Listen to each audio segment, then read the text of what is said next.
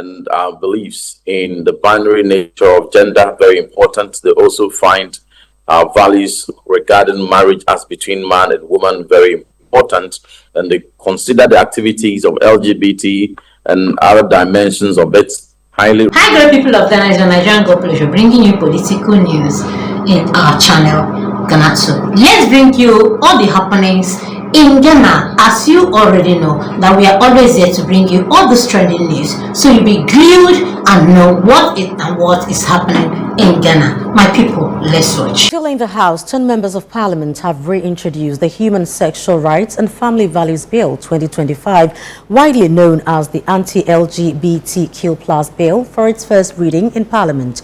The proposed law seeks to impose strict penalties on LGBTQ+ activities in Ghana, including same-sex relationships, public display of affection, and the promotion of LGBTQ+ content. It also bans transgender healthcare, dissolves related organizations, and criminalizes support or sponsorship for such groups. We are now joined via Zoom by one of the bill sponsors and Member of Parliament for Ascent South, John Ntim for more. Thank you very much, Honorable, for your time. For having me, Female. Right now, tell us the key motivation behind reintroducing this bill, especially after the previous one lapsed.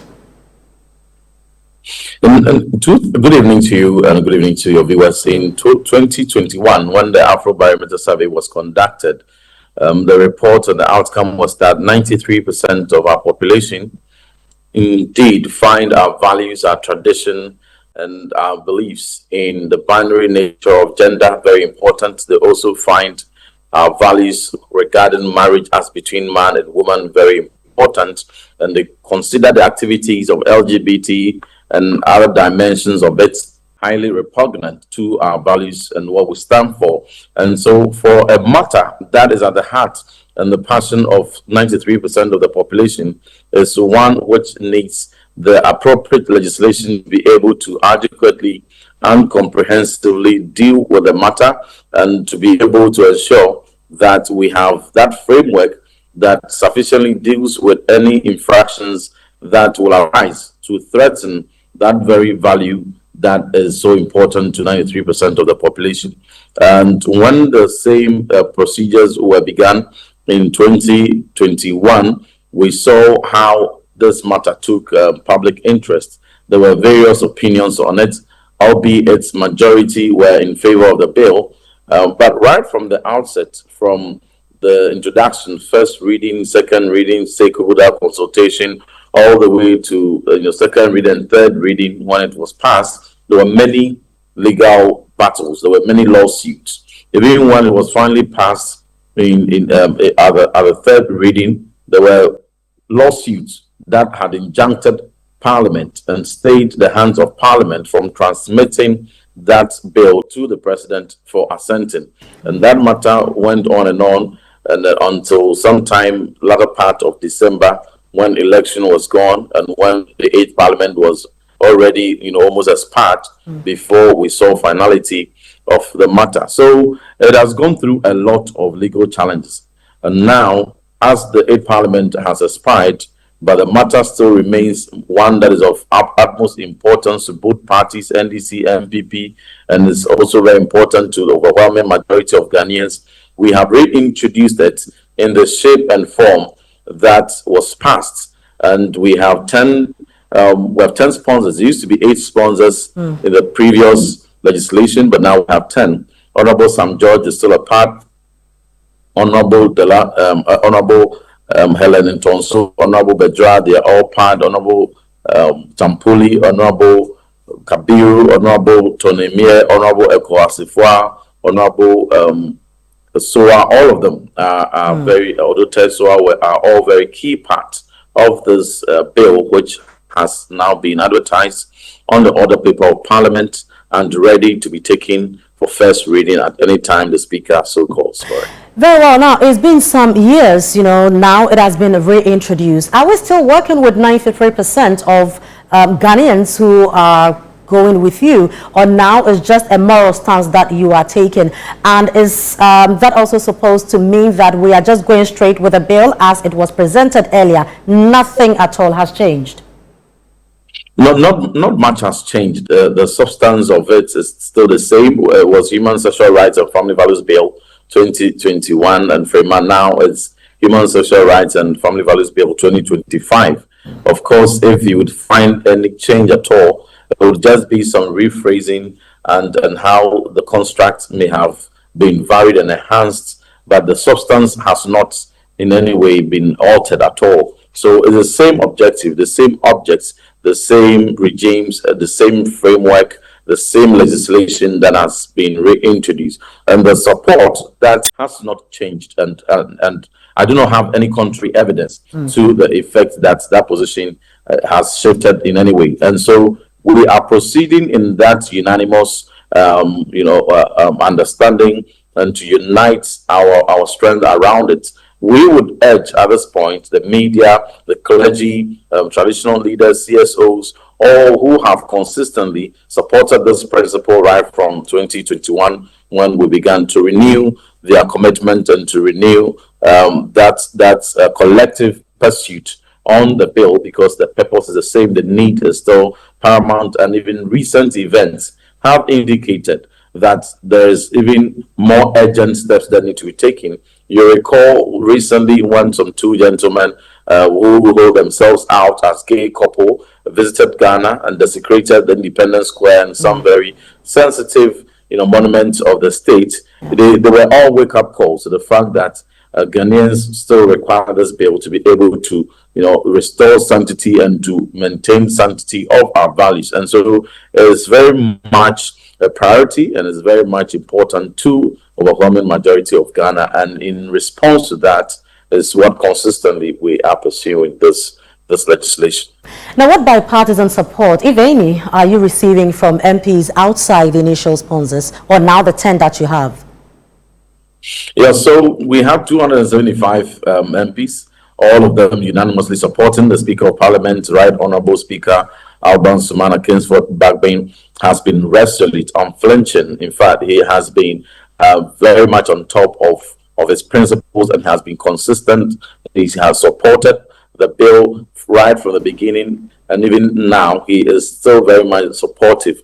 All the 276 members of Parliament that are in Parliament currently, we have not had any indication from any member, any colleague who has a dissenting view. And just as we carried this bill through in a bipartisan way, with no dissent from any political side, and where we were able to pass this unanimously without a single member of Parliament dissenting, we have so far also got signals from our colleagues who are all in support. We are yet to receive any dissenting view. And so as the processes go through and as we commence them, we recommence them, and as we go through the necessary stages of stakeholder consultation, or the second reading amendments, and eventually the third reading, if there are or if there is any dissenting position from any of our colleagues, I'm sure they may bring it up. But for now, we have very strong indications from all of them that they unanimously support this bipartisan bill that is promoting the interests and the sanctity of our values as a nation. Now, quickly before you go, Honorable, how confident are you that this reintroduction to Parliament will not be like what we had previously, that it will have presidential assent? Our optimism is stemmed on the fact that all the gray areas, all the arguments, and all the opinions that were controversial, that needed to be settled, that needed a determination to be pronounced upon, all those have gone through various courts all the way to Supreme Court. And all those opinions and all the counter-arguments have been settled. And Supreme Court eventually held that no aspect of this bill or provision, affronts any part of the Constitution. Neither does the bill infringe upon any international treaty or convention on human rights. And for that, every dissenting view that were expressed by any stakeholder has been settled, and the matter has been put in perspective without any doubt at all. So it is not expected that there are still outstanding issues to be determined on it, for which it should suffer the plethora of legal suits that it did from the beginning. And for that, the expectation is that the processes will rather grind very fast for us to be able to pass this bill much faster than we got it, because the interest that we received and all the different states of opinions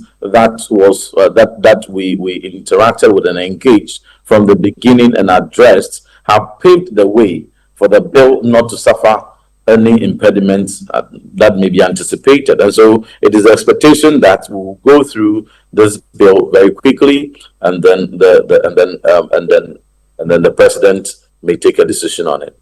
Very well, Member of Parliament for Asin South, Honorable. Yes, quickly. Yeah, just before we go, right. I started this conversation this morning with City, Channel 1 TV and City, and it generated some interest, which were not what we talked about. Right. We dealt with it on Eyewitness News, but I thought that it's important and appropriate on this platform that we indicate that contrary to the inaccurate news cards that were published by your sister outlets online, we have set the record straight. The voice has been played, and indeed your station, in all sincerity, has acknowledged and conceded that anyone who is peddling the falsehood that I said and blamed President Akufo-Addo for not signing the bill, and that was the reason why MPP lost the election 2024. It is false, it is inaccurate, and I never said that, and I thought that on your platform is important. I reiterate the point. Right. That never have I said anywhere, neither on your platform or elsewhere, that President Akufo-Addo failed to sign this bill. Right. And that was the reason, because President Akufo-Addo did not have the opportunity to receive the bill to take a decision on it, because it was legally challenged. A suit injuncted the hand of Parliament from transmitting it to the president, and that is what all of us know. Very well. Important we settle that. Absolutely. Thank you very much, Honorable John Ntim for that interview. Now, away from Parliament, the National Health Insurance Authority, NHIA. Please do it to like, comment, and follow. Put on notification bell so you get all our news 1 by 1. Thanks, man.